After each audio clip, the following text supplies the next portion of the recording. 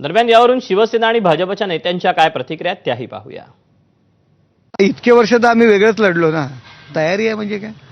आज या ठिकाणी आज 80च्या 85 पर्यंत सिटिंग नगरसेवक जर आमच्याकडे आहेत तर समजा आमची युतीत लढण्याची तयारी आहे, आणि समजा जर युती झाली नाही तर आम्हाला लढावंच लागणार आहे ना। 85 सिटिंग नगरसेवक आमच्याकडे आज आहेत, त्यामुळे भाजपची पण तयारी आहे। शेवटी प्रमुख राजकीय पक्ष ते सुद्धा लढतील। महायुतीनंच आम्ही सगळ्या निवडणुकींना सामोरं जाणार आहोत।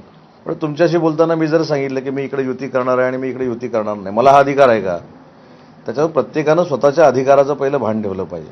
काही लोकांनी भानावर येऊन आपलं पद, आपलं मंत्रीपद, आपलं पद हे शिंदे साहेबांच्या उंचीचं आहे का, की देवेंद्रजींच्या उंचीचं आहे, की अजितदादांच्या उंचीचं आहे, हे स्वतःचं आत्मपरीक्षण आणि आत्मचिंतन केलं पाहिजे।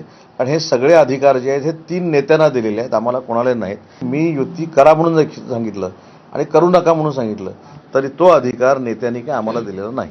माननीय मुख्यमंत्र्यांनी 6 विभागीय बैठकीमध्ये सर्व पदाधिकाऱ्यांना सूचना दिल्या आहेत। महायुतीमध्ये मतभेद आणि मनभेद होणार नाही याची काळजी घ्यायची आहे। कोणत्याही नेत्यांनी महायुतीबद्दल कुठलंही स्टेटमेंट करू नये। प्रचाराच्या वेळी, प्रसाराच्या वेळी, समोर निवडणुकीमध्ये आले असताना कुठेही त्या ठिकाणी चुकीचं वागायचं नाही, कोणाचाही मतभेद तयार करायचा नाही, मोठ्या भावाच्या भूमिकेत आपण राहायचं, या सूचना आमच्या सर्व